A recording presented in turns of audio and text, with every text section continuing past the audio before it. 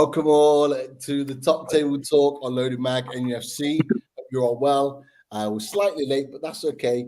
I was just trying to stop a war from commencing between before we'd even gone live. But we are here. Our panel is here. We've got Dan United that's on his way. And we've got the main man next to me, Chris Hall. How you doing, fella? All good, mate. All good. Currently in Birmingham. So I'm travelling this week, so I'm not coming home till Friday night. So I'm in unfamiliar surroundings, but all good, mate. And really been looking forward to doing our first Top Table Talk, and obviously having all the boys on as well. I'm a massive fan of the 12th Man, which obviously Dan Potts does. So to be able to have a chat with fellow Premier League fans is great. So yeah, I'm really looking forward to the show tonight.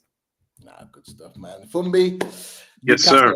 Another Newcastle rep, and I know he's got some things to say on Newcastle and other clubs as well. But how you doing, fella? It's been a while. I'm good, man. It's good to be here. Look, I'm starstruck right now because I watch Potts and Patrick on different shows, and I feel like I'm in a celebrity room right now. And hey, Potts, your opinions are dope. You're a dope Arsenal man. You're very fair. So I respect what you do on your channels, man. So big up to everyone. And I'm gassed to be here because Newcastle are the best team in the world. Love, bro. Love for that. Love it. Adam, Brighton rep, back on again. Another guy that doesn't hold back in his opinions too. But Ads, how you doing, fella? How's things? Good. Yeah, I'm glad to be back. These are always fun. I noticed there was no Brighton logo on that little loading screen. I guess you missed it off in the edits, but next time we'll log that in there. Yeah, a bit awkward because we did our open season podcast yesterday, and none of us predicted Brighton to be in the top 10. So you can leave it off for now. So we'll see. No, we can make those changes. Don't worry about that. But Pat, finally got you on the channel. I did say we are going to get you on here, but Pat, great to have you on, fella. How's things? As soon as you hit me up, as you know in the chat, I have to jump on. So I appreciate you having me on. Obviously, it's great to be on with everyone. Dan, it's been a minute as well, my guy. How you doing? Yeah, man. Yeah. So I'm looking forward to Adam as well, Fumbi, obviously Dave as well. It's going to be good. So without further ado, happy to be here. The season commences in 2 or 3 days time. I can't wait, man. I can't wait.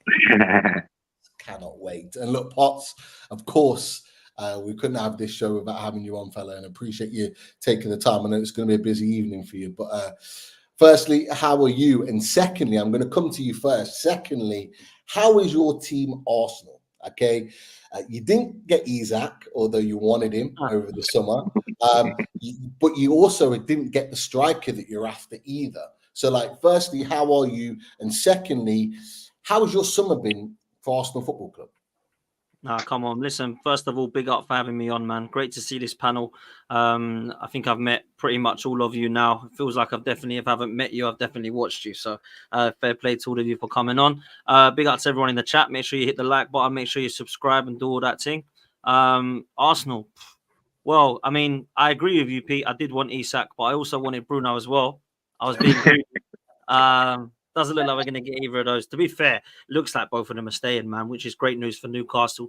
I don't know if you saw my predictions last night on the show, but I'm expecting a good season for Newcastle. I really am. 1 game a week. I think they can get Champions League football, man. I really do, and I still think there's signings to come. As far as Arsenal are concerned, I'm a bit like meh with our window, man. Like Calafiori is a good signing. Obviously, I think the left-hand side of Arsenal is definitely needed to be improved, man, because the left-back scenario last season was a problem with Timber being out. Now that he's back and we've got Calafiori to add on to that as well, I think it's good.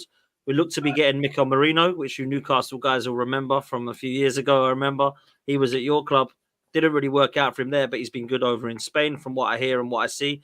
I quite like the physical attributes of the guy, and I think he's a proper left 8, and he's definitely a player that we need because we only really have Declan Rice, that is a box-to-box midfielder. Everybody else plays in the 6. I mean, Liverpool are looking for a 6 at the moment. I think they take all 3 of ours, Rice, Partey or Jorginho at the moment. They want anyone. Now that Zubimendi has neglected them. But anyway, that's another story. I feel like there's definitely a lot more for us to do, man. We need a striker. I think that's clear. I think we need cover for Bukayo Saka because he can't play 45 games again this year. It's just going to kill the kid.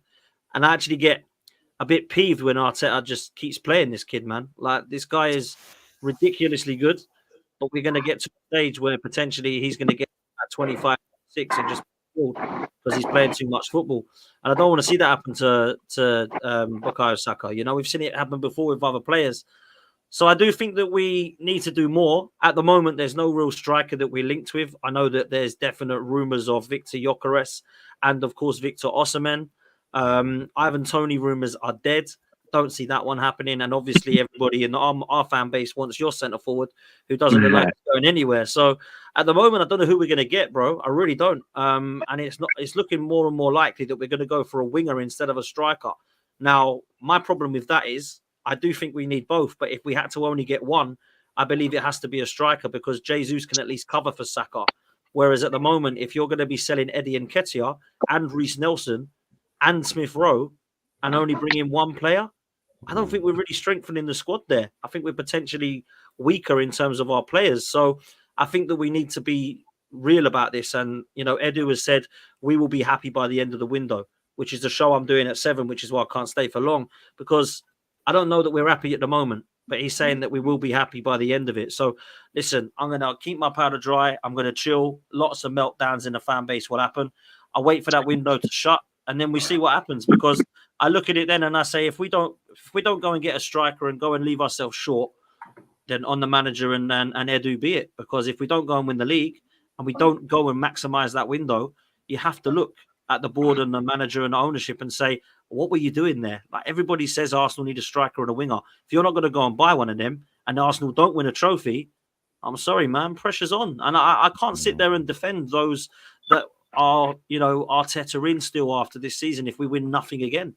I'm sorry, I can't. Like, you know, as much as I think he's done a great job to get us challenging, if we're not going to win silverware again, Pete, I can't sit there and say, just give him another 200 million, just give him another transfer window, let's give it another go for another season, because we'll be 6 years in to a project where we were told we were going to be fighting and winning trophies. And if we're not winning it, then we can't sit there and start laughing at Spurs for not winning trophies when we ain't winning them either, man. So we got to get something across the line, man. Silverware's got to be a must for me this season. Potts, are you? Sorry, bro. Pete. I was just going to say, are you nervous at all? Because I saw it the other day. Mikel Arteta like talking Gabriel Jesus up. Does that make you nervous at all? Thinking that like, is he now going to be, you know, given another opportunity to kind of be that guy? I mean, we've seen in the past that it's not quite worked out for him, and then he starts playing on the wing. And we saw obviously Pep did that at City as well. Like, do you think there's any possibility you don't bring a striker in and then he goes with Jesus? I think there's a strong possibility that we don't bring a striker in, bro. What actually annoys me even more is that Kai Havertz has been dropping deeper into midfield in the last few games in pre-season because we're short in there at the moment without the likes of the Euros guys. And Havertz and Jesus have been linking up very well. Now, listen, it's great for pre-season when you play Leverkusen and Lyon, who are still trying to get fit themselves. And I don't take much into account in pre-season, man. It's literally fitness and get fit and try and make sure that the team are ready fitness-wise for the league. I don't look at too much at the telepathy of players. I look at the fitness of players and see who's ready. Because for me, seeing Kai Havertz and Jesus is fine. But I saw them last season miss chances in front of goal, bruv. I saw how not clinical they are in front of goal. And I see them going through one-on-one. I would not put my house on them to score. I put my house on Trossard to score. He's the only one, I think, in this side that is by far the best finisher. Martinelli, likewise, he's had a dip in form, but I'd like to see him this season with a new left-hand side. If we can get Calafiori and Marino in, I think that will up the game of Martinelli because it will have some sustainability on the left-hand side, like Saka has on the right. So I think Martinelli could improve by that, and I think Trossard can definitely continue to flourish. But up top, man, I mean, I'll ask you guys on here, right? You know, you're all real ones. When you look at each position at Arsenal, there are 4 positions that you would look at and go, I don't think every single team in the league would look at them and go, I'd take him. Because most people on this panel like Ben White, Saliba, Gabriel, Rice, Ødegaard, Saka, Martinelli, but they're not sure about Zinchenko at left back. They're not sure about Kai Havertz. They're not sure about Gabriel Jesus. So it's clear where we need to upgrade, right? It's clear we need a left 8 because Havertz ain't that guy. It's clear we need a number 9 because I don't think Jesus is actually a striker. I think he's a very good footballer, but more of a wide man. And it's clear that we need a left back. Well, the left back's now coming in Calafiori. And then we now need to look at Marino coming in at the left 8. And then we need to go and get the attacker. So, or at least one attacker. So I don't think it's rocket science. The other position, of course, I have a bit of a fight with my fan base. I still ain't set on David Raya, if I'm honest. I don't think he's Alisson or Ederson level, in my opinion. But, you know, he's not a bad goalkeeper. But other than that, I mean, Raya's going to be number one, but we definitely need a left 8 and an attacker, bro. So if we don't get that, I don't really feel like we've moved much forward from last season, in my opinion, because Calafiori's come in and potentially is an upgrade, or well, definitely is an upgrade on Zinchenko. But other than that, it's the same team. So need more business, man. 100%. Pat, I'll come to you with regards to Arsenal.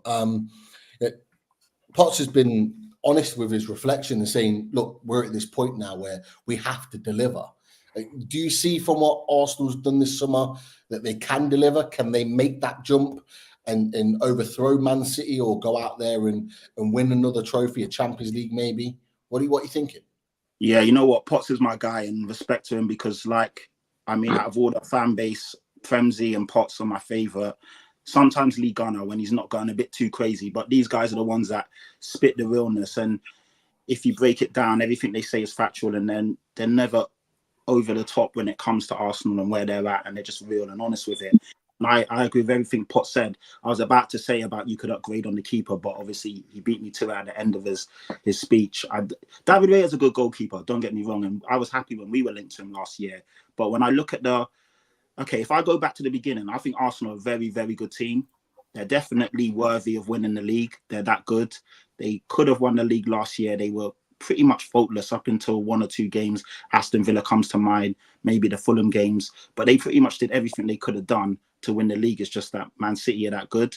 But when you look at exactly what Potts said, Gabriel Jesus, a very good player, but I put him more in the Trossard bracket of good winger, good footballer, but he's not a clinical striker. He's not a Isaac. He's not a Harry Kane. He's not a Haaland. He's not someone that will get you 20 plus goals a season. So they could definitely upgrade there. Saka, fantastic footballer, very young but over-rinsed. And if they're not careful within the next couple of years, it's going to catch up on them. You know, the guy's always, I don't know how he does it. He's so robust, because you see so many times he gets hit, whacked, looks injured, and then the next game he's fit and available and plays a full 90.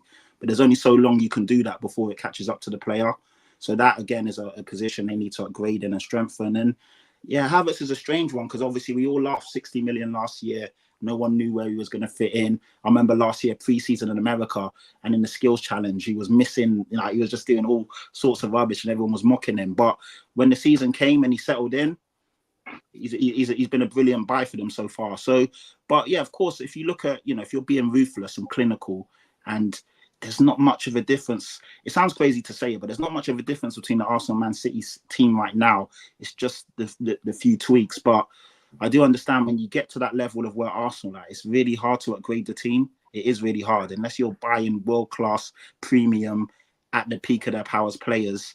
How do you upgrade? The good thing is Arsenal are at a level where they can probably convince these guys to come if they show them the plan and show them that they're ready to win trophies, and they show them they're ready to compete, which you can see it. So they've got that on the other teams, because a lot of the other teams, of course, we all want to shop and go get Isaac or go get this guy and that guy, but we couldn't convince them. Arsenal possibly could convince Isaac. I'm not saying it's going to happen, but they could convince him if everything was in line. But I don't know, man. I think personally as well, I'm not going to sit here and mince my words. I honestly think for Arsenal to get to the next level, they need a better manager than Arteta. I think Arteta is a great manager. I think he will do well at, maybe in Spain, La Liga, or this and that. But when you're going against the creme de la creme, and obviously Klopp's gone now, but your Klopps, your Guardiolas, he's not at that level yet. He's still learning on the job, and he's doing a fantastic job. He's great for where he is, but he's not at their level, and they could get better than him. So those are the things I'd say. But of course, going into the season, Man City and Arsenal were the standout teams. And, if you finish above those guys, you've had a brilliant season. Adam, I'm going to come to you on this. Interesting point from Pat there about Arteta saying, might not be the guy that brings them success. Is that something that you think? And in your opinion, do you think Arsenal will win the league this season? No. But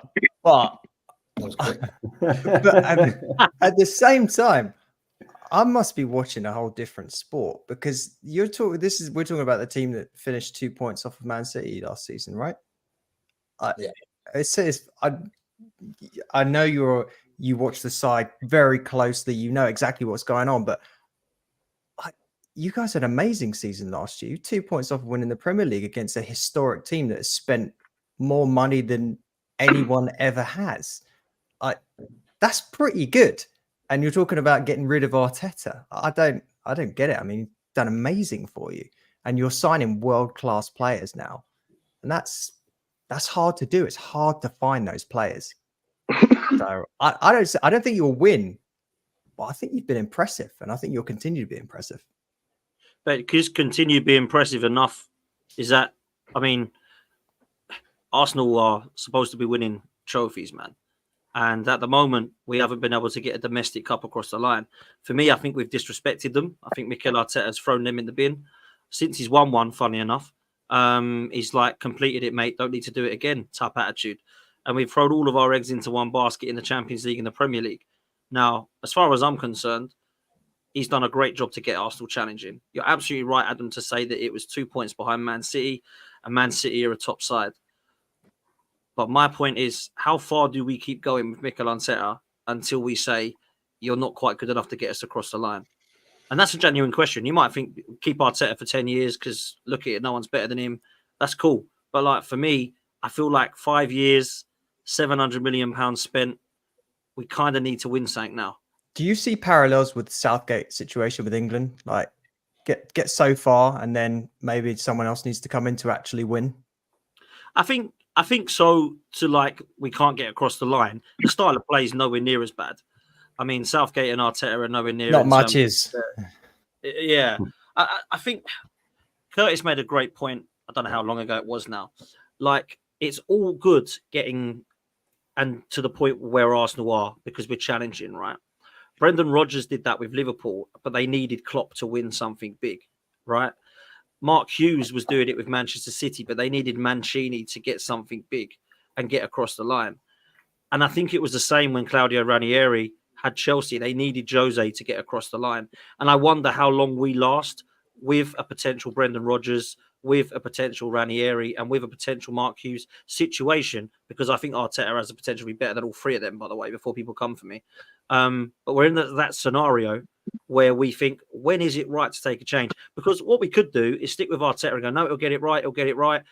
7 more years go past. We still haven't won nothing. No, we'll get it right. Look at what he's doing. He's challenging with the best. We'll get it right. And then we're like, hang on a minute. This has been 10 years. We sacked Wenger for this. What's going on? Yeah. So for me, we can't march down Hornsey Road for coming second to Leicester and say Wenger out and then go 8th, 5th, 2nd. This is progress. I'm loving life under Mikel Arteta. We've got to be consistent. So for me, when we want Arsene Wenger out, we're already over halfway of the trophy drought that he had put us on. There needs to be pressure. For me, the ownership, I'm looking at more than the fan base here, because if the ownership are happy with coming second and spending 700 million and not winning trophies, then I would like a different ownership personally. But if we are going to have the ambition to get across the line and say, I'm going to sack you until we do get across the line, then I'll be happy with it. Because people have got to start, in my opinion, those fans that love Mikel Arteta, got a lot of time for admiration for those fans, right? But this is Arsenal. This isn't right. We are going to support Mikel Arteta until he gets this right, even if it takes him 15 years and he's old and grey. We will support this club. This is Arsenal FC, not Arteta FC.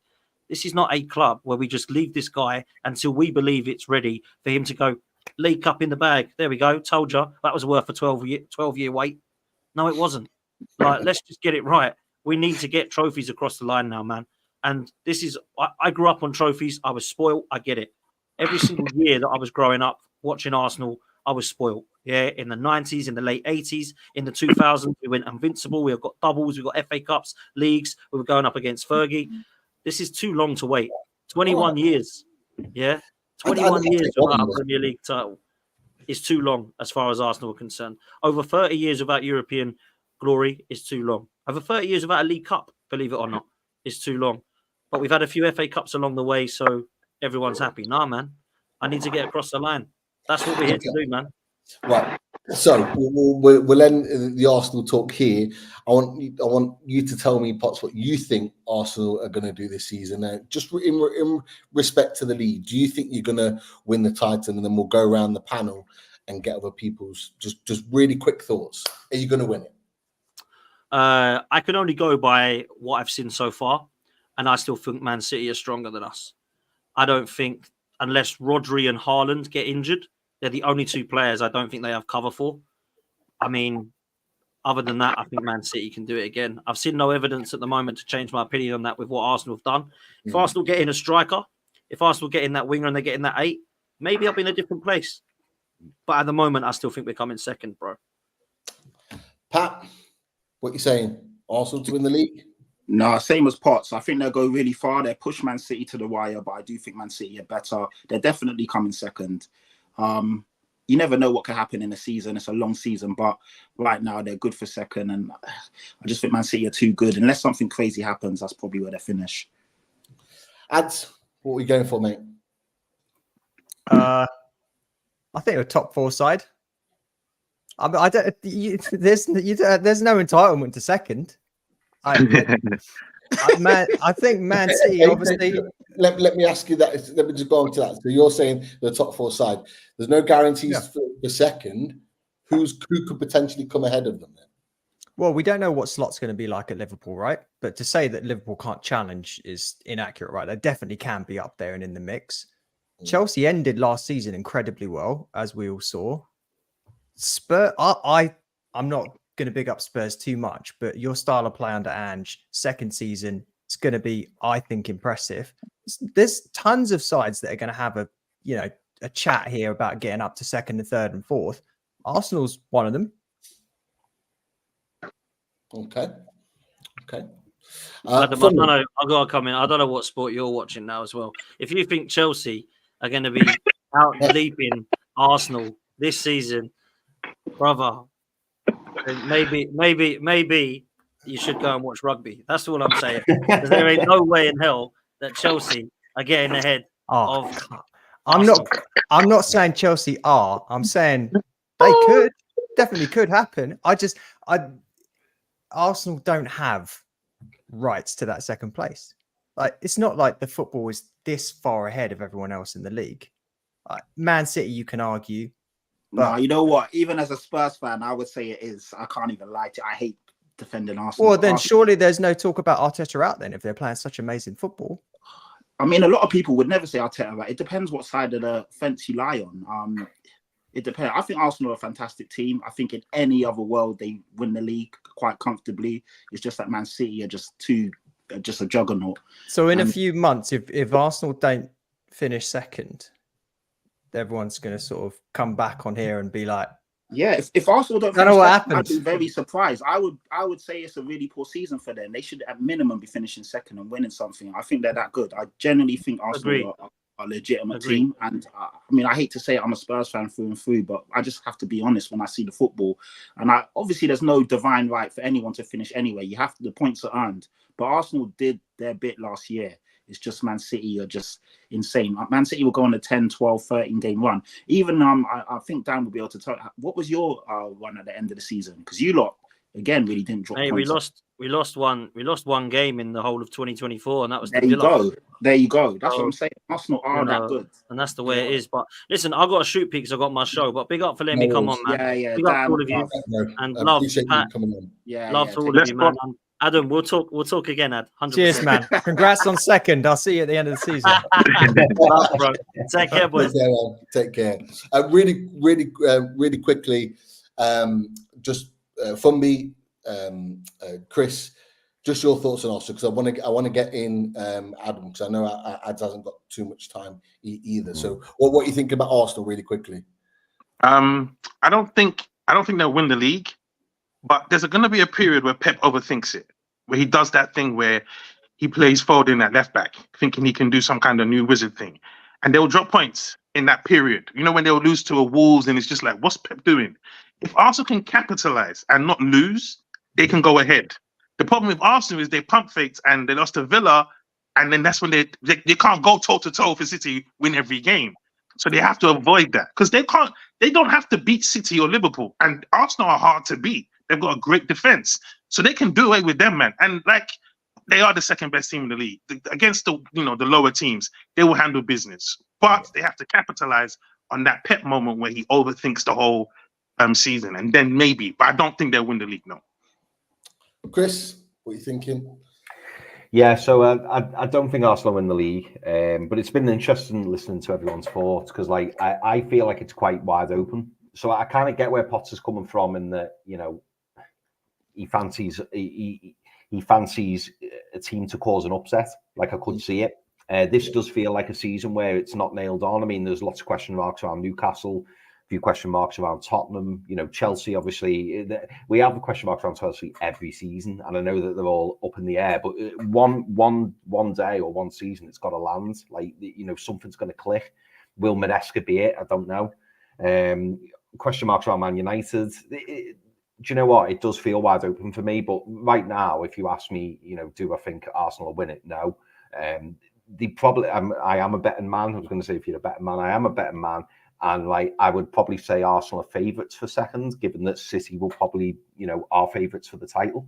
But to say that they're guaranteed to finish there, I don't think that's the case. I do think it's going to be, it will be a lot more difficult for Arsenal to keep following up the form that they've done previously. I mean, they'll obviously be challenging for the title, but I still feel like Potter's already said, there may be one, possibly two players off from doing that. And I think getting in the number 9 was huge for them this summer. And the fact that they haven't done it, I think that could cost them. Yeah, it's going to be interesting watching Arsenal this season. The pressure is 100% on them, which I think for the first time in 2 years, that is the case. Everyone kind of expected Man City to win. Nobody expected Arsenal in their first season to challenge, and they did. Everyone in the second season thought they would drop off and Liverpool would be the next team, or lots of people did. Arsenal were back there again, and for long parts were in the driving seat. Didn't do it again. Now with the pressure on them, where there's an expectancy, the pressure is on Arsenal. It is on Arteta. It is, and it's going to be interesting to see how they manage that situation. And I'm not saying they'll fall out the top 4 or anything like that, but the points that Adam makes, I think it's a fair one. To say that they're guaranteed second is likely, but there is a chance that a Liverpool steps up. There is a chance that another team steps up, whether it's a Tottenham, whether it's a whoever. You mentioned Chelsea, Newcastle, for example. I don't know. There is a chance where if they start the season and have a rocky period, pressure starts to mount, or the teams have a really fast start to the season, pressure's on. It's all up in the air until we see them kick back into gear like they did last season.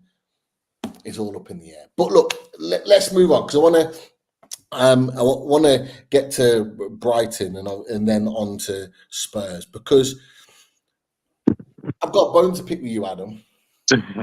I'm not sure whether I should be thanking you or flipping you the finger for taking our star right winger who'd never. We helped you out, United. I'm not sure where to be as a Newcastle fan here in this situation. But obviously, you got your Kube Minte. You're about to sign another potential right winger from the Bundesliga, who we were linked with tentatively.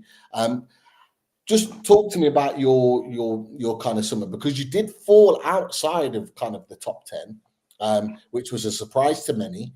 Obviously, you did okay in Europe.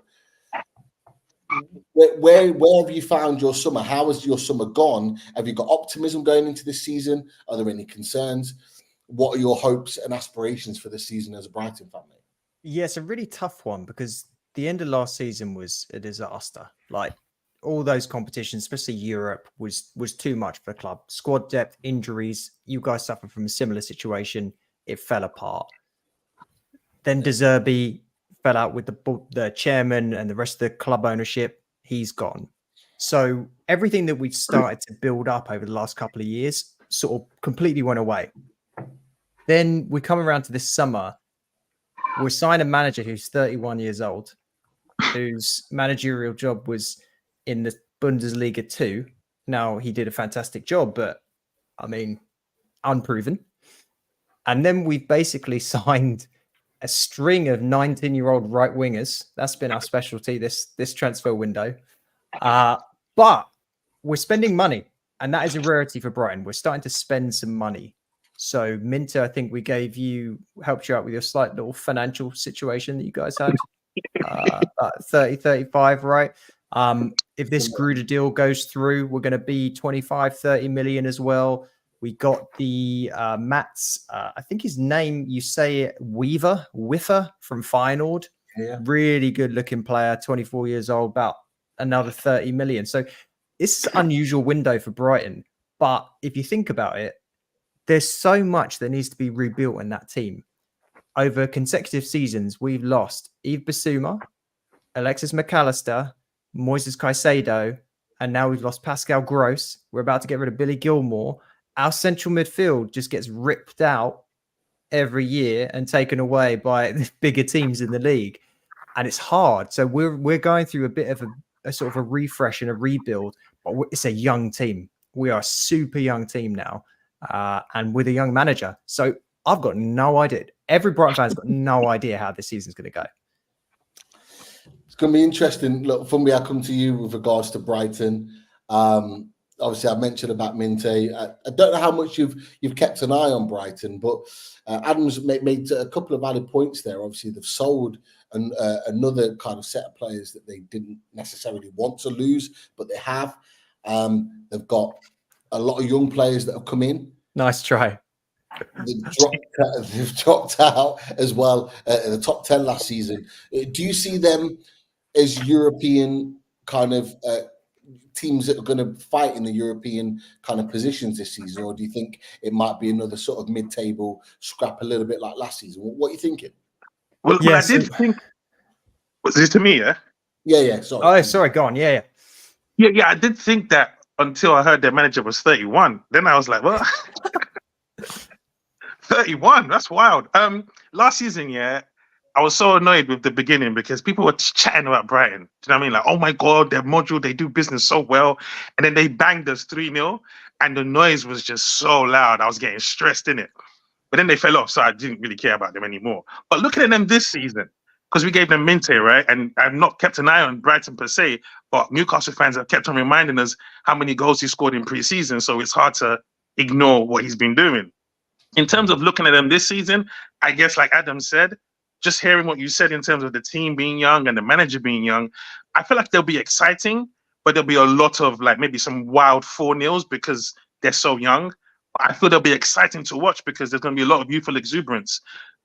Getting to that 7, that European position, I don't know I think like an 8th, 9th will be their base again this season. But great talent to go ahead. If they don't keep selling their players, I think, they can build on that, but they have a lot of young players. Pat, are you worried about Brighton kind of fighting up there with sort of the teams that are fighting for, say, European football, Champions League even, or do you think they've not strengthened enough to push that end of the table? As a Tottenham fan, are you concerned? Without being disrespectful to Adam, because I like him, he's a nice guy. I'm not concerned about Brighton, and I don't mean that rudely. I think Brighton. I'm not being disrespectful. Let me land so like you lot hear what I'm saying. I think Brighton are like Wolves. On their day, they can definitely give you a hiding. Like if you go to Brighton and you're not, or you go to the Molineux and you're not really at the races, or you switch off, they can beat you, and they can beat you quite comfortably. Like I think we went to the Amex and got beaten 4-0 or 4-1. Like Brighton can do that on their day, but I just think they'd be a bit too inconsistent over the course of 38 games to really finish. I mean, you've got 7 or 8 really good teams now. I think Brighton will finish 9th or 10th, and that's no disrespect. That's a good season for them. But it's just if they can retain their players, obviously the manager has 1 more year in the bank, then they can build off of that. Obviously, every year there's always a surprise package. You just never know what's going to happen. But I wouldn't look at them right now and say I'm concerned. But hey, if the season starts well and they start well, you never know. But right now, probably not.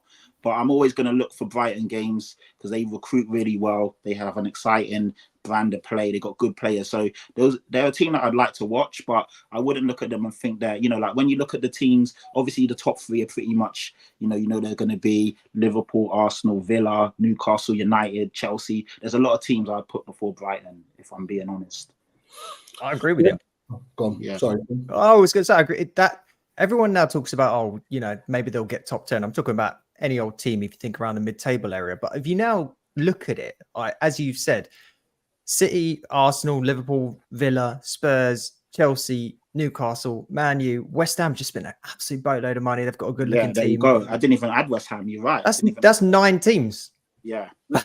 That's 9 teams that would be shocked if they weren't in the top half. Shocked. It's just like top 10 now is hard. Yeah, it's really hard. It's hard. Would you guys say this is most, and Chris, I'll come to you on this. Would you say this is the most competitive league? Like certainly at the top end of the table, as Adam said, that we've had. I would say maybe in the last 15, 20 years. Would you say this is the most difficult now for the reasons that Adam's just talked about? Yeah, definitely. I mean, you can only see now in the past, you had like your powerhouses, teams that were successful during certain periods. You had your Liverpool, then your Man United, then it was Man United, Arsenal.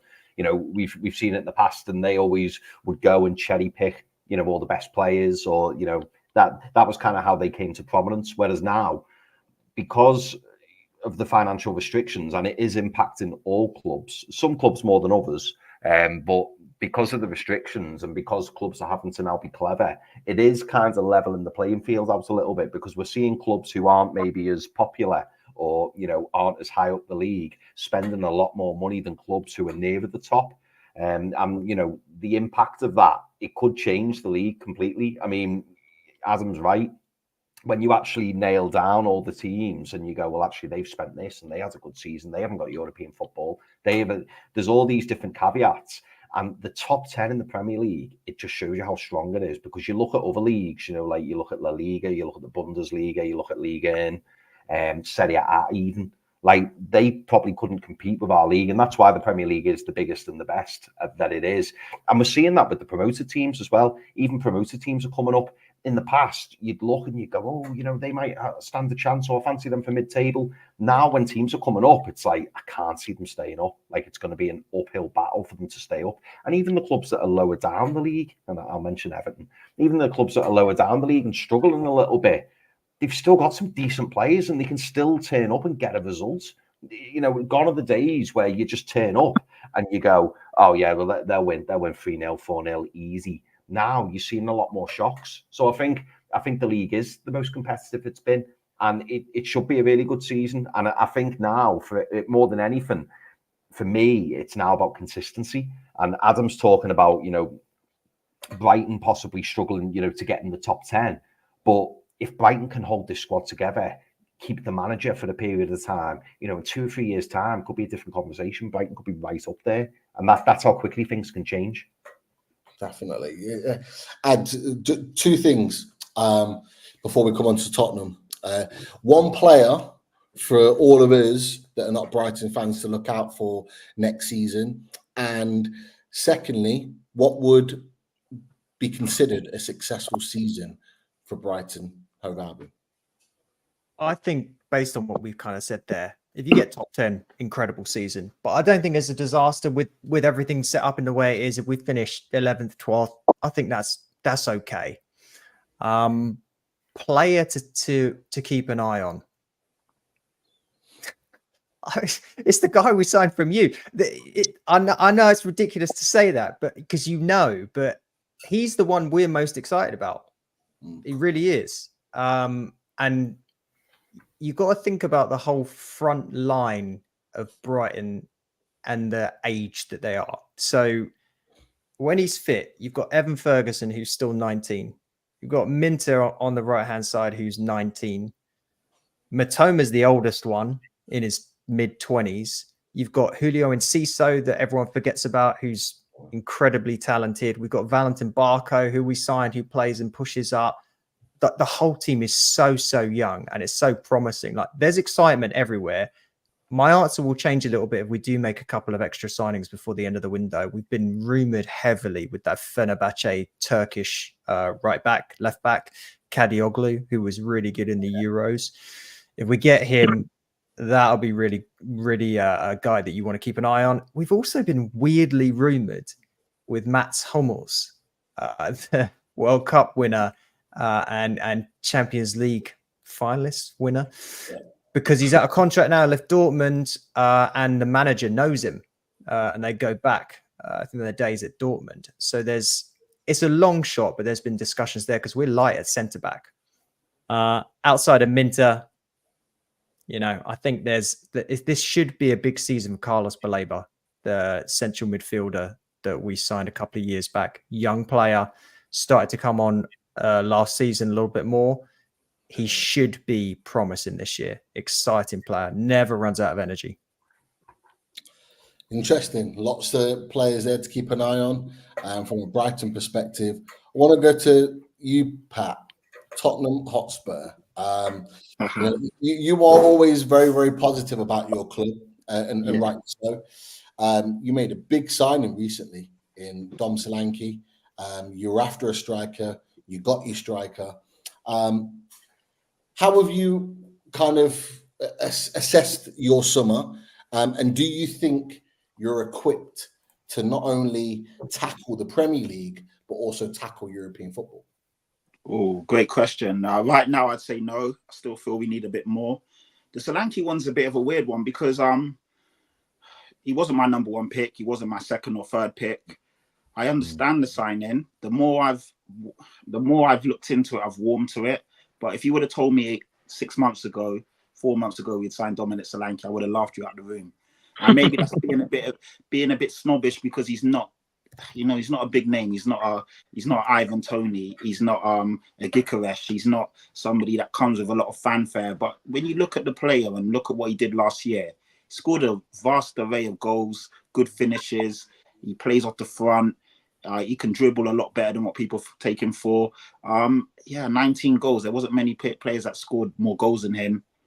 Homegrown, a bit of a late bloomer because obviously he's 26 now. The last couple of years he's had good seasons. He scored 29 in the Championship and obviously 19 in the Prem. But before that, didn't make the grade at Chelsea, didn't make the grade at Liverpool, moved down to Bournemouth and obviously honed his craft.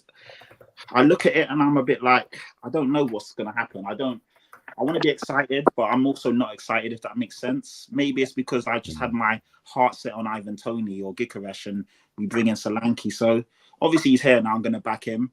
It's great that we've actually got a number 9 because Richarlison obviously wasn't cutting the grade. And every time Richarlison will have a string of games and look decent, he would get injured again. So he's just someone you can't rely on. So the fact we have a definite number 9 who's Prem proven, I do like the look of that. It means Son can play on his favourite position. We can obviously have other wingers and number 10s feeding him. So it'll be interesting to see how it works. I'm a bit sceptical, but obviously I'm going to be positive about it. I still don't feel we're 100% ready. No fan will ever feel that. Even if you ask Man City fans, they'll still tell you they need more. Everyone needs more. We all want more. That's the way we're wired, and that's what we want. But I look at it and I still don't see a suitable cover for Udogie at left wing back. If Udogie gets injured, there's no one really that can come in and play to his level. Ben Davis on the left-hand side doesn't work. We were playing Emerson Royale there last year. He's gone. They're looking at Jed Spence. We trialled him out there on the left-hand side, and good player. I'm glad he's staying with the squad, but he's not a left-sided fullback. So we need cover there. I still think we're light in well, we're not light. We don't have a number 6. We've got good box-to-boxes. We've got good 8s, but we don't have a breaker-upper. We don't have an enforcer. We don't have someone like a Gomes who can obviously do the dirty work, but is also comfortable and skillful on the ball. Basuma as a single pivot doesn't work. He's not defensively disciplined enough to watch his man and track his man and stay set. He likes to roam forward and which is cool, but that's not his role. When I look at there's not many top 6s out there, man. Liverpool will tell you that they've struggled to bring one in. And when I look at the guys that are going to other places like Onana for 45, 60 million, I wouldn't say he's better than the guys we've got. So it's really tough. But I just look at him, like we had Højbjerg there last year, who was able to do that job but wasn't mobile enough. We still haven't really covered that. So that's a problem area for me. That's a concern. And I'd also say you lot probably wouldn't think about this, but our backup goalkeeper, we don't have a backup goalkeeper. Obviously, we're going to have a lot of games next year. If Vicari was to get injured, we'd really struggle in that department. Fraser Forster's about 80 years old and the guy can't move. He's so stiff. If you watch him on penalty shootouts, it's a joke. The guy moves in slow motion. He's that slow and that. You don't need to tell us. He was with us for about 10 years. Oh, was he? Oh, yeah. I didn't even know that. Jesus Christ. I only remember him at Southampton. So that's insane. So yeah, it makes sense. He's about 50. I don't even know how he's still, But anyway, and I'd probably say that's probably the areas of concern for me. Those areas. So yeah, still a bit to do. Obviously, we've upgraded. We brought in some good youngsters that no one's really going to talk about. Archie Gray and Bergvall. Bergvall looks really good. He looked comfortable on the ball. He's only 18, but he's a lot stronger and physical than what I thought he would be. He's got a good way to pass. comfortable on the ball. So is Archie Gray. So those guys look good. But when I look at the team so far, I would only say one guy's come in and improved the starting 11, and that's obviously Solanke. I wanted 2 or 3 players that would come in and instantly improve that starting 11. That's how you know your team's got better, when you're pushing the guys out to the bench, and obviously the guys coming in are instant starters. And other than Solanke, I look across the board and I don't really see that. Archie Gray and Burville are very good players, but again, they're so young, they're untested at this level. So I still need 1 or 2 more that will come in and improve that starting 11 for me. Patrick, I had a couple of dead quick questions for you, mate. The first one was on Ivan Toney. So, like, Ivan Toney, everyone assumed that Ivan Toney was going to be moving to London. Everyone just assumed, you know, he'd be going to an Arsenal or a Tottenham, someone like that. And then, you know, we've heard that apparently Brentford were probably looking for around the 40-45 million mark for Toney. So I wanted to know on your thoughts on why that you necessarily, or Ange didn't necessarily go in for Toney. And the second question, mate, you mentioned your youth. So Bergvall comes with a fantastic reputation. Yeah. But I also wanted to touch on Mikey Moore. Yeah. And the reason I wanted to touch on him is my mate in work, he's a Tottenham fan, and he waxes Liverpool over Mikey Moore. And he says to me, like, he's brilliant, he's wonderful. And I just wanted to, you know, hear your thoughts on him, and whether you think, like, this season could be, like, a bit of a breakout season for him. Yeah, really good questions, good points. Mikey Moore, again, fantastic young player. Obviously, set the Premier League 2 alight. We did really well there. We won that, and we won the playoff or cup as well. So we had a really good, you know, season there. But it's hard for me to be so positive about him because he's only 17. He literally turned 17 the other day. He's just signed his first pro contract. So I like him. I like the look of him. But I don't know, man. I think it's too much to put too much pressure on a kid that young. So it's great he's going to be with the first team. He's not going out on loan. But I also need to take time and just understand that he's literally a kid. So we'll see. We'll see. Hopefully he surprises me. But I don't want to go too far with him. And the other point that you raised about Ivan Toney, you know, I had my heart set on him, man. I thought he would be fantastic for us. Like you said, already based in London. He's at the right age. He's a great player. Obviously, he had a bit of a dodgy year, and coming back, he wasn't the same player. But when I look at it and the fact that no one's gone in for him, and Arsenal need a striker, Man United could definitely do with a striker. Obviously, you know, we need a striker. There's so many teams that need a number 9, and he's right there and he's screaming and begging to believe, and no one's gone in for him. I'm like, what's going on behind the scenes? Like, there must be more to it. And Ange said something last year where he said, like, when I sign someone, I want to know that they want to come to Tottenham and they're not just begging for a way out. And I almost get that feeling with him, like, he's so desperate to leave the club. He's kind of almost pimped himself out. So no club's really taking him seriously anymore. So it's a bit of a bummer, man. I feel for him because the guy's talented, but it looks like he's stuck in limbo at the moment. There's now links to Saudi. I don't know if he's going to take that and run with it, but I don't know, man. There has to be more to meet the eye because the guy's obviously super talented, but no one seems to want him. And, you know, there's that thing about maybe he's got a bad attitude. I don't want to be so like, that's like a cop-out for me. I don't know if that's the case. He looked cool when he was playing for England. He looked fine being a bit part player, coming in and doing his job. But it is really surprising that none of the big teams have gone for him. It really is. Adam, I know you've got to go shortly, but want to drop anything in Tottenham related? What Patrick said made some really good points about his club. Where do you see them? Do you see them getting the Champions League? Just missed out this season. Do you see them and what they've done in the window so far? Do you see them pushing on? It's really weird one, isn't it? Because you look at the signings, as you kind of talked about there, Pat, which is you bring in these youngsters, but then, you know, kind of thinking about, all right, well, we're looking to the future. And then you bring in sort of 26-year-old Dominic Solanke. It's like, well, hold on. What is the plan with it? The thing, though, that I think is good on your side is that, for me, Ange is a guy that is going to run his system in his way. And the players are important in terms of individual talents. But what's more important is where they plug into that system and how well they work in his system with one another. And I think if he gets those types of players, it's less about you splashing the cash on some superstar, big name, and more about can they work in that system. For me, he's excellent. He's the one that's going to be the difference maker for me, like more so than any other player that you might sign. This season seems a year too soon, though. A year or two too soon, doesn't it? In terms of whether you're going to be able to like push on and do something when it comes to Champions League and whatnot. Maybe there's talent there, but it'd be nice to see Son get in the Champions League again, wouldn't it? But before he, gets on a little bit, but seems a year or two too soon for me. Yeah, that's fair. Just going back to you, Pete, before obviously Adam jumps off. I have us finishing 5th. I think it's tight. Obviously, Newcastle, I'm so torn between Villa, Spurs, and Newcastle. I think any of those guys can get the top 4. Yeah, agree. I'm set on City, Arsenal, and Liverpool. I still think people are writing Liverpool off, and even though they got a new manager, they're still a very, very good team. And then I think for 4th, Villa, Champions League, how will they react? Us in the Europa League, how will we react? I think you guys having no European football is a blessing in disguise. And I think you guys have got a much better squad than people give you credit for.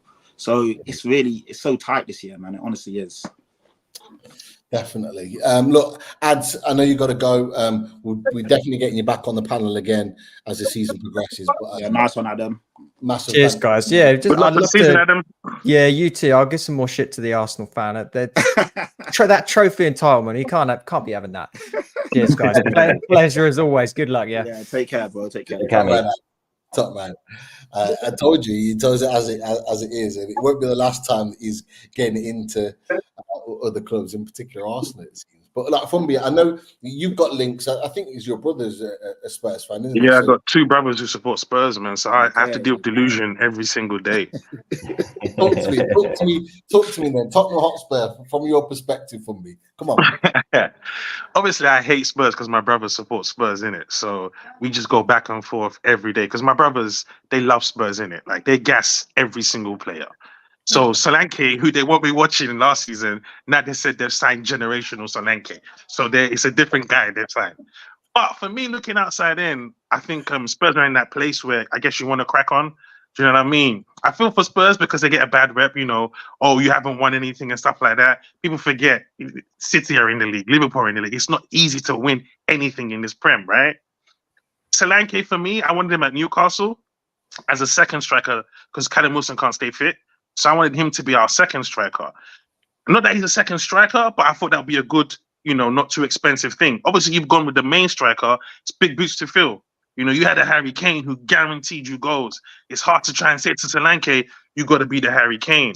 I feel like if Spurs can give him time and let him work within Ange's system and not be more about him scoring 20, 30 goals, but performing to a point where they're winning games and he's contributing, I think they'll climb. They've got talent in it. Do you know what I mean? Maddison, who Newcastle fans wanted desperately, and I'm glad he didn't come to us because I know he's a half a season Donny. Again, he's still a good player though. If he turns it on at the beginning of the season, Spurs will climb. But it's just that if they can get it all together, and that's the big thing for every single team, can you keep it consistent and can you get it all together? I think you should take that Europa thing seriously. Like, forget top 4, win a trophy, man. Like, just get a buzz around the club, and not stop focusing on. Everybody focuses on top 4, bruv. The Carling Cup, I will march for that trophy, bruv. I will go to the parade for the Carabao Cup, bruv, because it's just a nice day for the club, So I think Tottenham should forget that whole top 4 vibe and everything. Just go for a trophy, get the fans buzzing, get a momentum with the team, and just hope for a good finish in the season. That's how I see Spurs. Fair reflection, Pat? Yeah, no, he's bang on. He's bang on. And my demands this season are, I said we're finished 5th, but I need us to win that Europa League. I was one of the guys last year. I have to be honest. I wanted us to lose to City. I didn't care about us beating City. I was like, there's no point us finishing in the top 4 and being nowhere near good enough for Champions League football. I thought last year we were too rocky and inconsistent to be in the Champions League this year. But I was like, if we finish in the Europa League spot, we have to be one of the best teams in there. We have to take it seriously and go and win it. Like you said, Fumbi, it's been way too long without a trophy. We need to start winning silverware. Winning breeds winning. It will show players that want to come to Tottenham that there is a point of coming here. We can obviously turn it on. And of course, the Europa League is no walk in the park. There's going to be some good teams in there, but we're definitely one of the stronger teams in there now. There's no drop downs from the Champions League this season. Take it seriously and go and win it.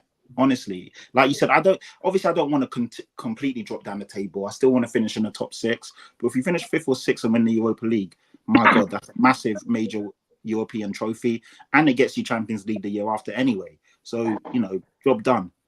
Do you know the funny thing, Patrick? Unai Emery gets the biggest praise for being this world-class manager, yeah? For winning the Europa Cup, you know? He doesn't win league titles like that. Yeah, just the there Europa you Cup. go. And he But that's doesn't good finish enough. like first, second. You know, he That's good finishes enough. 6th, 7th, but he bags Europa Cup. And he's an Yeah, elite yeah. manager. So, He is. like, He's let's a not top get it manager. twisted here. Win a trophy, bro. People will gas you. Yeah, no, I think you're absolutely right. I think it's very similar. Chris, I'll come to you on this. Like Tottenham are in a similar situation to Newcastle. Not necessarily, they've obviously got European football and have had sort of more pedigree in the last 15 years fighting at the top end of the table in comparison to us. But we're both in the same box because we both need to win a trophy because of how long it's been since we last won a trophy. It was longer than them, but still it's the same thing. Do you see Tottenham challenging directly for a trophy? They play some good football, but do you see them actually like directly kind of fighting at the top end of that table to lift the trophy this season? Yeah, I don't see why not. I think Tottenham have got some really good players. And you know, in Ange Postecoglou, he's breathed new, you know, like fresh air into them. And I think, you know, Ange Postecoglou, the football that he's brought back to Tottenham, they've looked more like Tottenham. Like I loved Antonio Conte. I thought he was a great manager, but he just didn't fit at Tottenham. It just didn't quite work out. And I think since Ange has come in, you know, some of the signings, Solanke being like one of the main ones, where it doesn't quite get your juices flowing. But I do understand why they signed him. Like I think he'd actually fit well in the Tottenham side, and I think Tottenham again a bit similar to what I was saying earlier about Arsenal. I feel like they're probably just 2 or 3 players away from really, really challenging. Like again, like we're starting to see the league break off for me. Like we're seeing that top 10. Adam was talking about it being really difficult to break into now. We're starting to see like it's separating a little bit for me.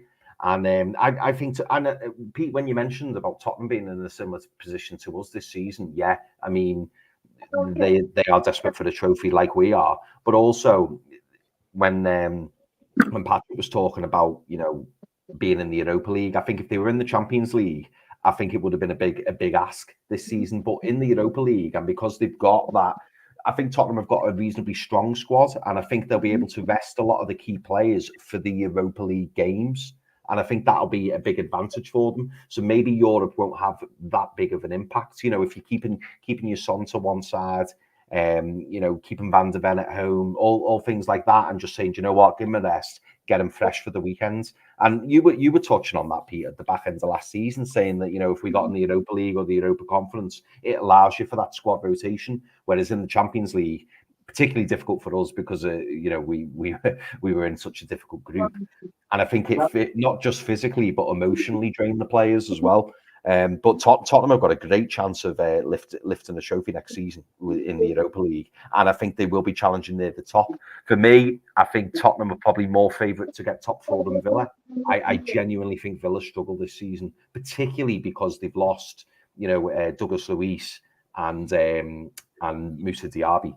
I think that they're 2 massive losses. And yes, they've brought players in, but you know, that's assuming that they hit the ground running, and there's no guarantee that players do that. It's going to be an interesting one. I think Tottenham will have another good season. I think, like you said, Chris, I think they've got a team that can maintain at the top end of the at that top. Going to go around and just predictions, and we've got Dan United in the house. Still made it, and we're gonna come to Man United. You got here just at the right time. Honestly, mate, I'm so sorry. I'm literally on the side of a road. I've had to pull over. I haven't got much battery left, but I didn't want to let you down, Pete. I didn't want to let you down, so I'm here for as long as my phone allows me, mate. Sorry. Appreciate it. Just in your really short assessment of Tottenham, where do you think they'll finish this season? I mean, oh God, my phone's playing. Tottenham this season, they need more depth. I think they need much more depth than what they've got at the moment. I mean, they've signed some good players, but a couple of injuries to key players and I think they could struggle. I mean, a lot of chest from Deji last night on the show that I was on. He thinks they'll finish third. I think this season between third and seventh is going to be utter chaos. It's going to be chaos. I think we're going to see teams in third, in fourth, in fifth, dropping out, dropping. It's be one of them seasons. So look, form is everything. If they can start the season well, like they did last season, and put themselves in a strong position, we'll get to Christmas. They're there, aren't they? Halfway there. So it's anyone from third to seventh in my eyes. No, I think that's fair. That's fair. Right. Just while you're here and whilst the battery allows you, Man United, you stole Europe from us.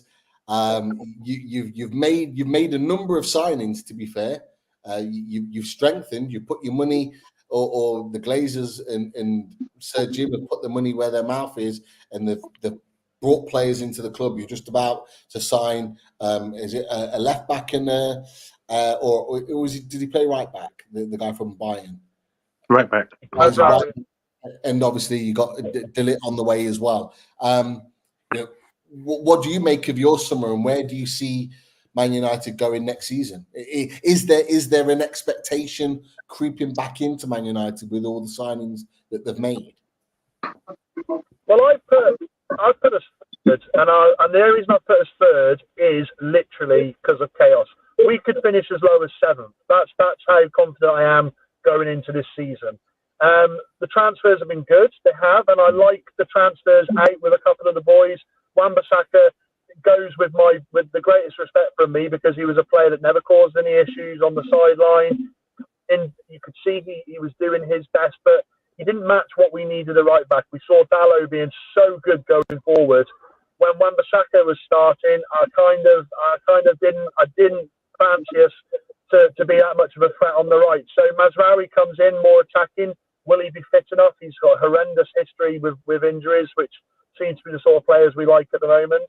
Dillit, look, Dillit could do something. Dillit could. He's 24. He's not had it very well, which I get, but he could do something. He's still young enough to be decent enough. He's not a top 10 in the world in my eyes at the moment, but he's got to get a run of games. And the main thing for Manchester United this season is we have to have a settled back four. Instead of this Casemiro, Evans, people playing Dalot, it's got to be settled. The transfers are right. I think the transfers are good. We need a CDM still. We desperately need that. And I think Ugarte is the one that I think that they're really chasing now. And I still think there's a surprise transfer with Manchester United. I've got in my head that there's going to be a surprise transfer. So it's more about now, we've got some good players in, getting more players out. We got rid of Van der Beek finally. Ericsson, for me, has to go.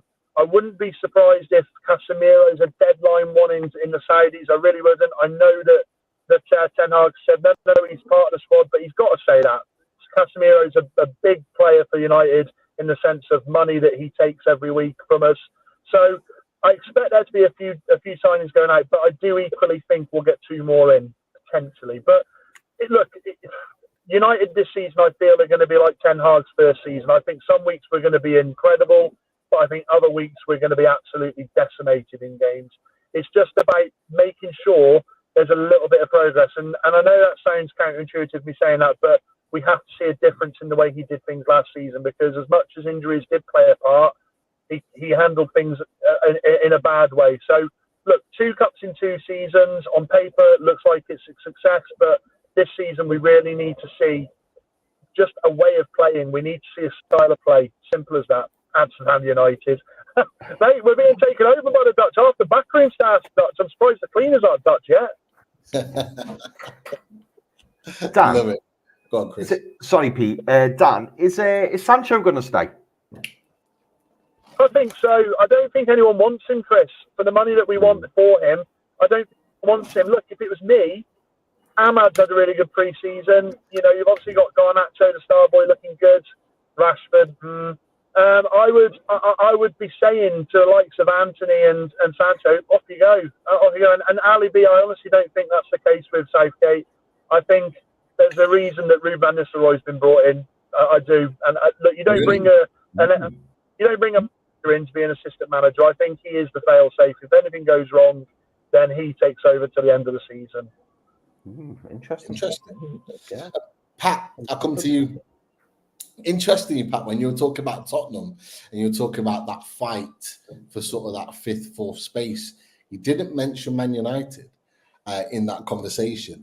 What do you make of Man United summer, and are you expecting more chaos from Man United next season, or are you expecting them to step up?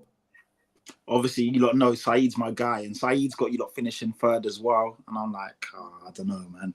It's a tough one. I've got Man United finishing 7th for my predictions. And again, they're a team that could finish as high as 3rd, but could finish as low as 7th or 8th. I don't know, man. My mind will change every day, depending on what's going on, who signs who's fit, who's not. I like the look of some of the players they brought in. I'm not sure about De Ligt. I need to see him in the Premier League. I need to be convinced, because obviously at Juventus, he didn't really, I mean, the guy was a wonder kid at 19 years old when we played him in the Champions League semi-finals. He looked amazing. He looked like he was the next best defender and was going to be the best defender for the next 10 years. He's still very young, but obviously he's failed at Bayern Munich, failed at Juventus. This might be the reset that he needs. There's a lot of talk that he's just a Dutch Harry Maguire, so we'll have to see how it goes. I generally don't know what he's going to do, but Euro looks good.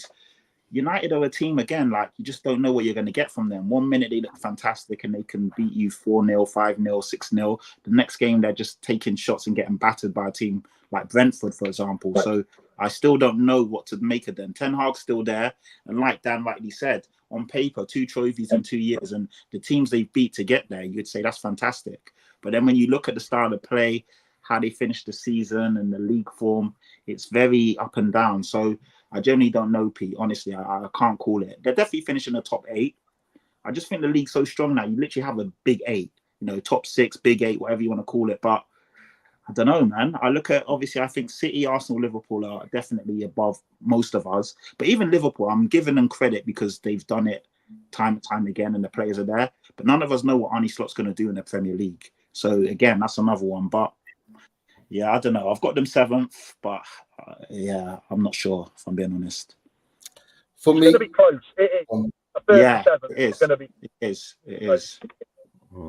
For me, Man United. Are you worried about Man United? Obviously, being one of us, being a Newcastle fan, are you worried that they could potentially take one of our spots again, maybe even Europe again, or do you think they're going to have another bit of a chaotic season? I just hope it's a complete shambles, whatever they do this season. I just hope it's terrible. I hope the same problems. I watch a lot of United fan channels because I just love to see them in meltdown. And I just hope it's the same thing because they gas it up so much and they just see it unravel. But to be fair to United, I do think Ten Hag, this is what United's going to do, yeah. They're going to have a sham season, yeah, but they're going to win the Europa Cup. And he's going to say that's 3 trophies in 3 years and you can't get rid of him. He's just going to nick a cup somewhere and it's going to be like, we can't get rid of this guy. United's problems for me are, you see De Ligt and Nazuri, yeah? They're signing players who Bayern don't want. I grew up watching Manchester United. They bought players you didn't want to sell. You see what I'm saying? Not the ones that you just dash away. That's not what United used to do. So they're in this place now where they're just trying to patch it all up to be back to the glory days. And I feel like if they take their time and use the Garnachos and Ahmeds and the younger players, Kobe Mainu, and start building around them, fine, Euro was a good buy, but unfortunately he's 18, got injured. But they need to stop signing the De Ligts and the Casemiros and the Ericssons because they're just costing them. There would be big wages. And De Ligt can come good, definitely he's still young. But I feel Man United buy players who are on point, who are ready to go, as opposed to we're taking a chance on this guy. That's not the United I grew up watching. So they have to go back to that. And I feel like they have to start building gently as opposed to just these big grand names. But I hope it fails because they took Dan Ashworth, who's guarding, I hope chokes him when he wakes up. And and who else did they do? They knocked us out of Europe. And you know what? Man United have become a nemesis here because whether we like it or not, they're still Manchester United. We can't hold a candle to them for what they've done in the Premier League. But because they're in a weird space, we can actually fight them now. So I just see them as ops, you know? So I hope the season is terrible. I hope they finish below us. But going forward, they just have to plan better, I think. Yeah, I think that's a reserved response there from Fulby. I'm not going to lie. Yeah. Right to reply, Dan. Oh, my bad's on. Well, I'm on 3%, so I'll try and get one in quickly. With regards to Dan, his garden looks fantastic. I think you all love to know that. He's got the petunias, he's got the foxgloves, he's got the barbecue set perfect. He's come to us. No, do you know what? I do think, quickly touching on transfers that we've done, I don't think this is a Dan Ashworth, Barada, Wilcox summer. I don't. I think they've come in. I think they're still finding their feet. I think this will be the last sort of summer of transfers we see like this. And I think I said this from the start. We can't judge this new Manchester United over the first transfer window. It's going to be 3-4 transfer windows before they even get anywhere where they want to be. Completely take your point about us not signing young up-and-coming players and doing it that way. It has been like that for a while. For me, one of my biggest issues with the Community Shield was we had Harry Amas playing nearly every pre-season game. 17-year-old left back looks very, very good, very assured. Wasn't even on the pitch. We need to be giving these boys more opportunity because as much as we've gone for a right back, our biggest problem last season was left back. Malacia was missing. Shaw couldn't stay fit. That had to be the position that we looked at. So we'll see. It is what it is. I quite like being in this rivalry of Newcastle. I love you all. My phone's on 1%. Love you all, and it's been a pleasure. And I will hopefully see you soon. Take care, Dan. no worries, bro. Take care. Take care, Always, man. as always. Villa. I love it. Love it. Top man, Dan. Top man. Great to have Dan on. And he's in his running battles with Villa. He's not at all at Aston Villa. So the F Villa. Look, we'll come to Newcastle United. We always leave us till last. We give the panel the opportunity to talk first. But look, I'm gonna let Fumbi and Chris kind of take the floor on this one with Newcastle United. What I will say is, whilst we've been on live, a few people have put it in the chat. The third bid has officially been rejected. There's a report out to say that the 55 plus 5 million for Mark Gay has been rejected, and we're now waiting to see what Newcastle United do. So, for me, it's frustrating that. But look, this summer in particular, how has it been for you as a Newcastle United fan? Like, I'll come to Fumbi first, Chris. I'll then backpedal to you to get your opinion. So I want your opinion on the outside, Pat. I want your thoughts on Newcastle United and where you think we're going to be this season. But Fumbi, talk to me about Newcastle United. What you feeling? How you feeling going into this season? The only thing that frustrates me about Newcastle is the Newcastle fan base. That's the only thing that frustrates me. I think the club is great. It's been 3 years since the takeover. If you told me in 3 years' time, our biggest issue before the start of the season was that we're going to give Mark Gay 65 million, I'd have been like, how did we get it? Because that wasn't the Newcastle I knew. So I'm happy. We're ready for the season in terms of the team. Now, the additions we do need. The only problem we have is right wing. I'm not happy with the right wing situation. Yeah. I do want Miggy to go. However, if we start with Miggy and Murphy, I'm not going to, kill Eddie Howe. I'm happy with the team we have. We've got injuries that have come back. We've got a very good team. People don't actually realize that. Like, I didn't even realize that myself till I watched this in preseason. Like, wow, we've got these players. Joe Linton did a run in the midfield, and I know it's preseason, but I was like, man, I didn't see that at all last season because he wasn't in the team. So I'm looking forward to just that again. Now, additions are great. I want Mark Gay to come through. But I've learned in this transfer market and social media age, if you follow transfer windows, you will give yourself a heart attack because every day there's an update, there's an outlet. You go to the shop, someone's giving you a tip that his boy delivered pizza to Anthony Gordon's yard, and Gordon gave him a tip and said, listen, I'm going to Liverpool. And then he goes and posts that on Twitter, and we're all in a milk base again. You know what I mean? It's just driving me insane. So I'm always of the fact, like, if a player's going, he can go. I always support Newcastle United, not players. Players come and go, the club remains. So if Gordon or Isak or Bruno are not happy, God bless you, I'm still supporting Newcastle. So I'm never tripping off the window. I'm not stressed. How I think we'll perform this season, I'm not of the fact that top 4 or nothing. I don't want Eddie Howe to be getting sack him if we're not in 4th place by October. I don't need that stress. I want him to do well, and I think he has the team to do it. Eddie's a good manager, man. Like, he knows football, and he coaches that. Those players play for him. So I'm looking forward to getting back to our best. Our players come back, and we're a good team. You know, I think we're in the 5th and the 4th conversation. I really do. Everyone's sleeping on us, so that's great. No one rates us in it. Oh, Tottenham know what time it is. They're playing us like the 3rd game. They know what time it is when they come to St. James's Park. They'll spread the message to the rest of the league. Hey, the Newcastle boys are serious, you know. Hey, listen, They'll be able to do that. I'm glad we're going to get that one out of the fucking way early, man. You lot, normally it comes at the right time for us, isn't it? But this is early you lot doors. away. That gives me nightmares, honestly. Let's get that out of the way. If we're going to get beat 2-3, 4-0, let's get it out of the way so we can quickly forget it. I hate going. And I think that's Tonali's game back as well. Oh man, well Yeah, he's gonna be yeah. Hopefully he's gonna be way past it. But yeah, you lot away is not an easy game at all. It's crazy. And so when you look at those tools, even Sean Longstaff, like all these, I'd love Longstaff to go in it. But if he's going to be here, I want him to have a good season because that just helps us, isn't it? So I'm just excited about the possibility. Understand, we've all supported Newcastle in it. For 17 years, we were 14th, 15th, 17th, relegation. Like sometimes I just stop watching the league because what's the point? Like, what are we going to do? And to everyone saying the Palaces and I'm watching West Ham, bro. West Ham for Newcastle. Nah, we're good, innit? Fulker, but we got Isak, bro. We got talent on deck. And everyone's going to see what we did 2 seasons ago is going to be back. People think the project is dead because we've made a few changes and we've adjusted to be a club. Bro, we're coming and it's going to be gangster this season. I really believe that. Positivity there from me. I like it. I like it a lot.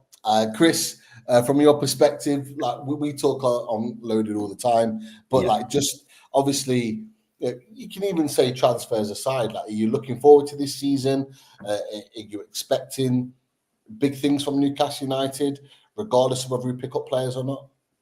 Yeah, I'm really looking forward to this season, and I think it's going to be a really big season for us. I think all the tools are there for it to be a successful one. We saw how many injuries we had last season, and that was obviously a big problem for us. And obviously we had a key suspension as well in Sandro Tonali. So I think the only thing that would give me even more optimism than what I've got now is if we get those 1 or 2 key signings through the door. I mean, obviously we've signed a couple of players, and I think that as squad fillers, I think they're good. I think that they will help us as a squad moving forward.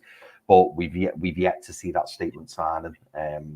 So Fumby mentions we're in desperate need of a right winger. Like, Jacob Murphy's been great pre-season, fantastic, and I think on his day, he can play well.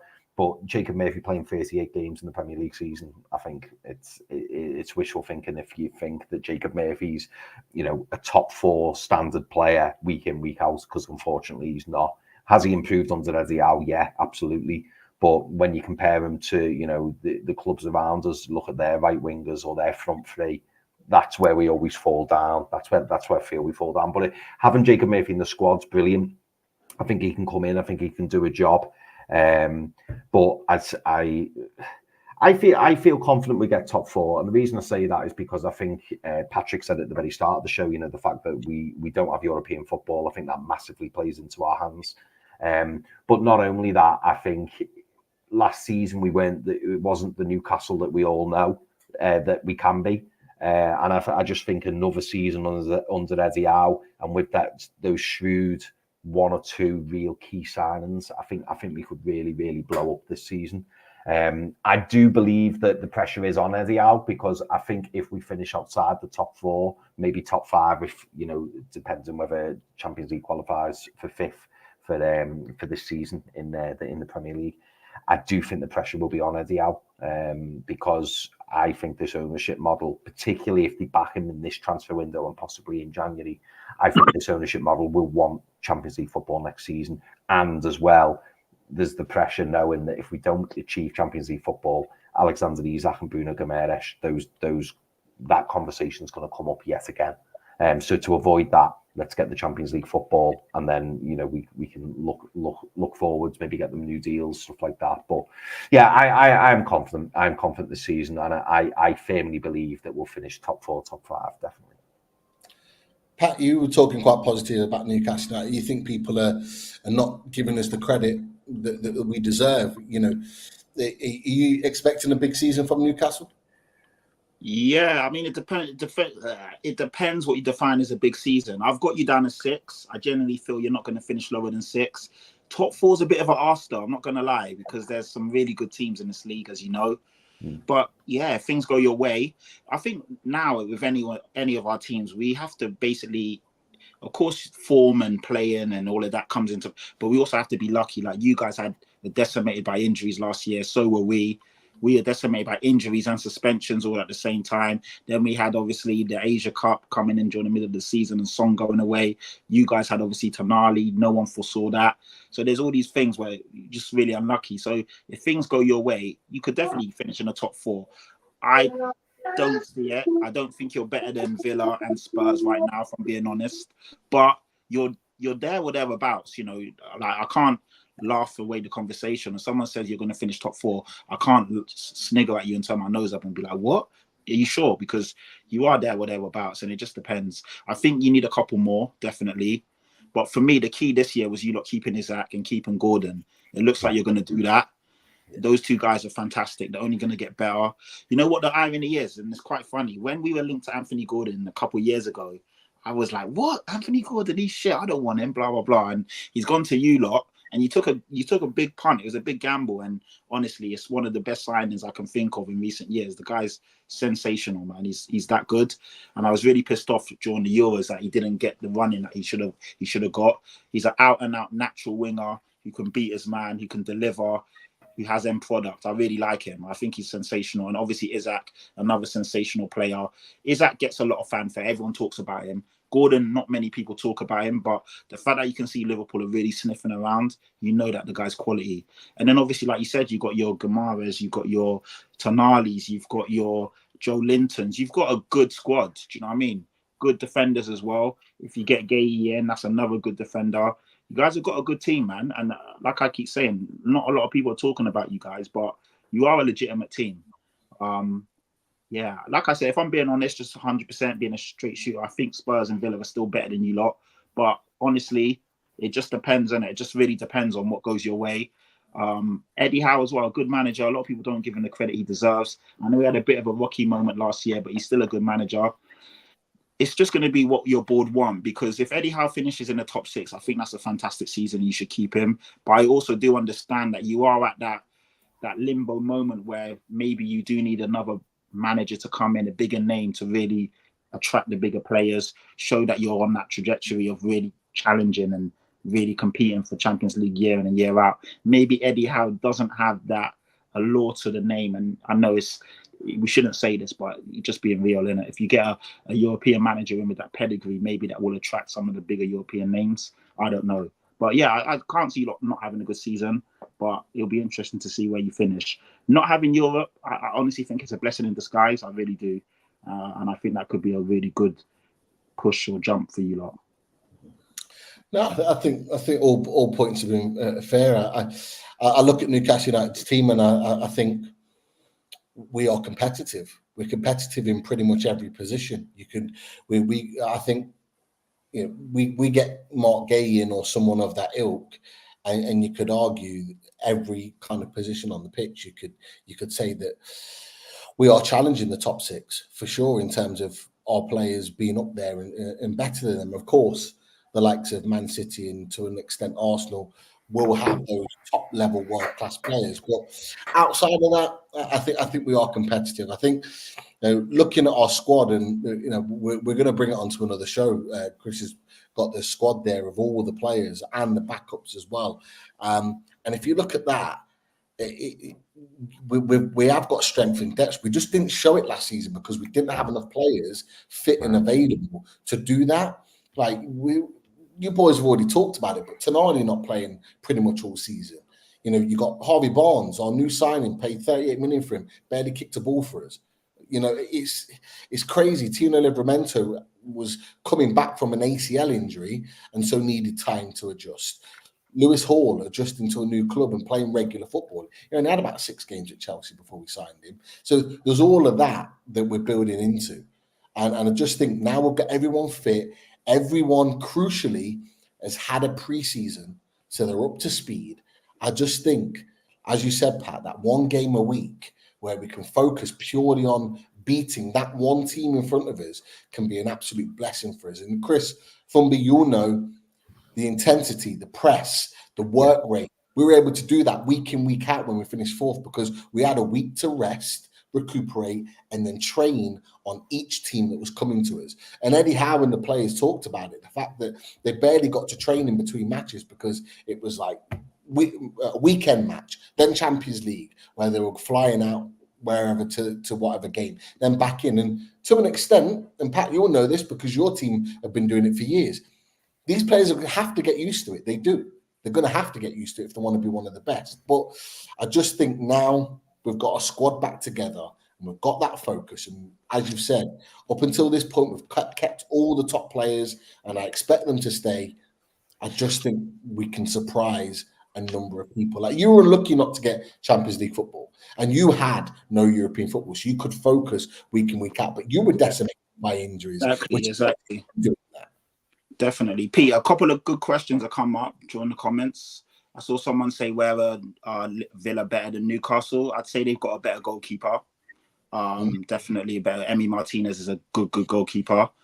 I'm not sure where else really, but I think they're goalkeepers. And sometimes it's not always about, all these best 11s and, combined 11s. People kind of get a bit caught up on that. I think Villa are a good team and they play good football. They play a good brand of football, but so are you lot.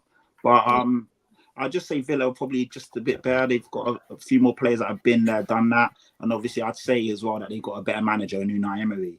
But I think Unai Emery is a top manager who slept on. I think he's better than Ange as well, if I'm being honest. I would say Unai Emery is better than Arteta, if we're being real. Push comes to shove, he's won more silverware. He's been there, he's done that, he's delivered in the big games. So that's why I'd say they're probably better than you, or where they're better manager, goalkeeper. Yeah, but Villa have got, you lot have got a good team. Obviously, you've got one of the best strikers in the league, in the world. And yeah, player for player, you lot are up there as well. But Villa, don't sleep on them. They're a good team, man. They really are. I don't think Villa are better than us in the slightest. We beat them twice last season, 5-1 on opening day. Then we went to their home ground with an injury-depleted team. I think Issa just came out from injury the day before. Opening and days we are spanked them always 3-1 there too.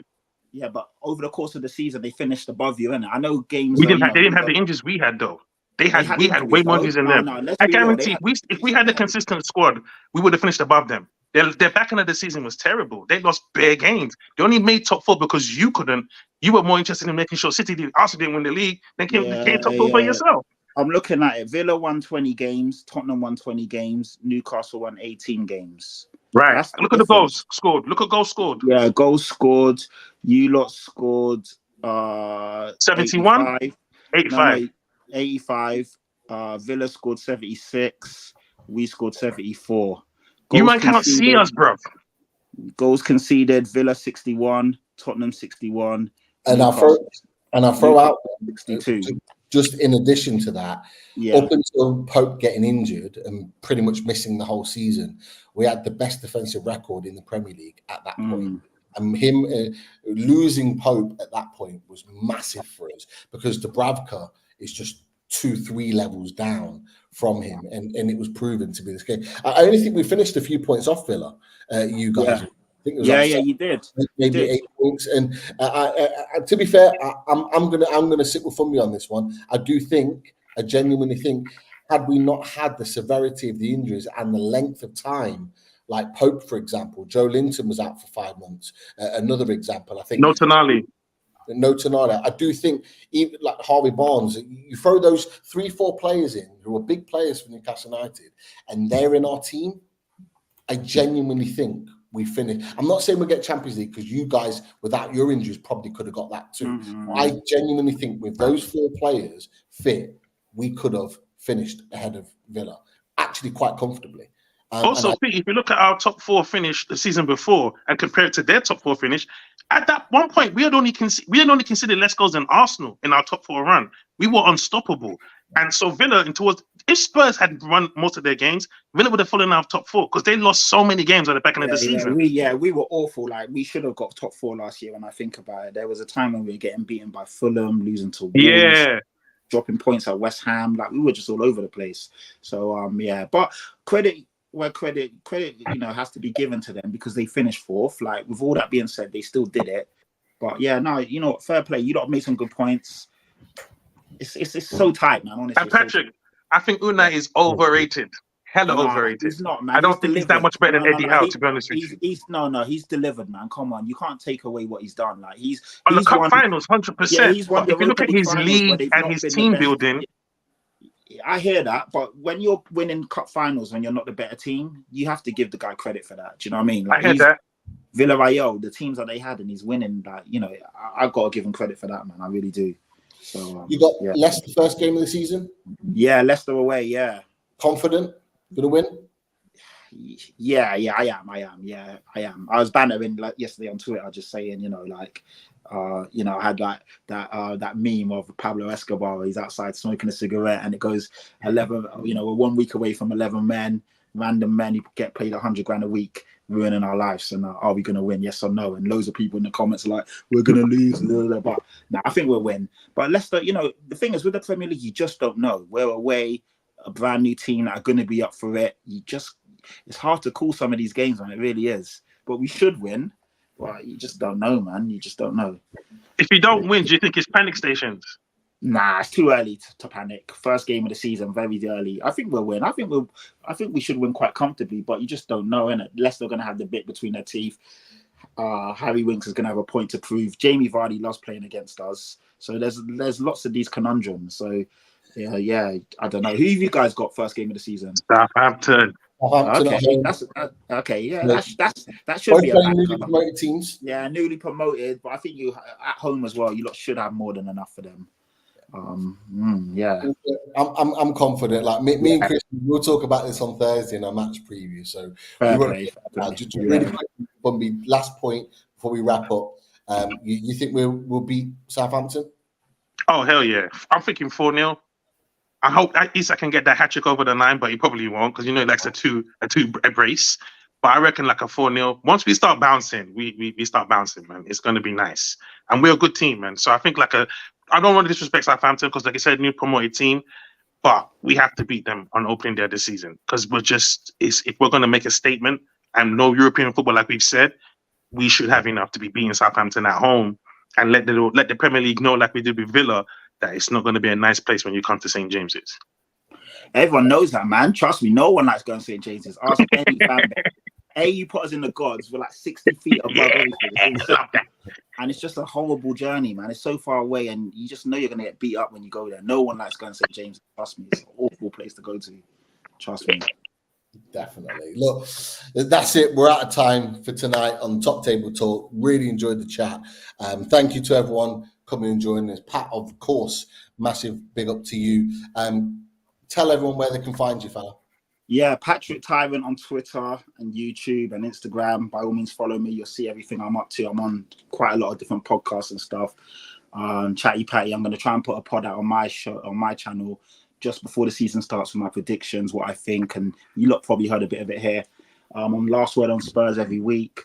I'm on the Top 6 show with Terry Flores. I'm on Saeed's Best of the Rest. Premzi's this show, that show. Yeah, I'm here and everywhere, man. But follow me on Twitter, then you'll see what I'm up to. And yeah, it's been a pleasure, guys. Honestly, it has. It's really good. Like I said, annoyingly, it's a bit. I like you guys. I love Newcastle, but I kind of don't like you lot anymore. I liked you lot when you weren't a threat. You were generally my team, but now you lot are just literally, we're neck and neck. We're brothers. We're like, yeah, you're like the little brother that's grown up over the summer. You've had that growth spurt. And now you can chat to us, and you're not taking it anymore, and it's annoying, but it's good to see. I love it, and I think you guys. I love watching you lot. Gordon, Isaac, Bruno Gomes. You got some fantastic players. I enjoy watching Newcastle. They're a good team. But I just, like I said, I just hate that away day. It's awful. It's horrible, man. I'm glad we're getting it out early. Trust me, get that beaten out of the way, and then we can move on. We'd love to have you for the match preview. Yeah, shout me, 100%. I'll be there. I'll be there. And hopefully we can get you back on this, because for everyone watching, and we've had a number of watching tonight, and thank you for tuning in for our first ever panel show. It will be a regular feature, so hopefully we'll get lots of the panel that you saw tonight, the likes of Fundy, Pat. We had Dan United, we had Potts on here before, we had Adam as well. And look, we'll be seeing a variety of different people on the panel over the course of the season. That is for sure. Funmi, big up to you. Thank you, man. coming on. You got a lot of respect in the chat, and rightly so. And some good thoughts and opinions as well. Thank you to everyone in the chat. I know we didn't go through the tunes today. We will be back on that tomorrow. That is for sure. As well as that, keep an eye out on the preview that's coming forward. Guys, that is a wrap. Chris, legend as always. Thank you for being a part of this. The first one. Enjoy it, fella. Loved it, mate. Absolutely loved it. Really looking forward. Do you know what? It'll get even more tasty as well when the fuzzy kicks in and when regularly talking about it. It's gonna be really good, really good. And I think we'll all agree that we're all really looking forward to the season starting. I think missed club football for a long time now, so yeah, really looking forward to it and can't wait for it to be back this weekend. Definitely. Guys, we're out of here. Make sure you click that like. If you're new to the channel, opposition fans or not, make sure you subscribe to that channel as well. We'll be back tomorrow at 6:30, or it might even be 6 o'clock. I think it's 6 o'clock with Ben Jacobs. Look out for the tweets and on all the socials. We will be back again. Guys, how'd you like that? Take care.